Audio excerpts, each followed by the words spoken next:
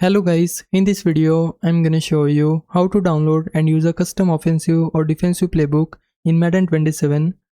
First, go to the Creation Center and then open the Download Center. Here, you'll see the available custom playbooks with offensive playbooks at the top and defensive playbooks below. You can also use the search option by pressing Y on Xbox or triangle on PlayStation if you're looking for a specific playbook, or if you have a friend's username or a keyword you wanna search for. Keep in mind, you usually need to download a playbook before you can properly view it. Once you have downloaded one, back out and go to the Creation Center. Then open load/delete files. This is where you can see the playbooks you have downloaded, and you can also manage or delete them from here.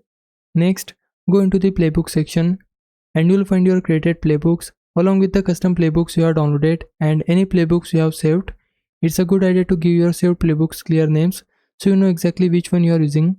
You can also open a downloaded playbook to see what has been changed and make your own edits if you want.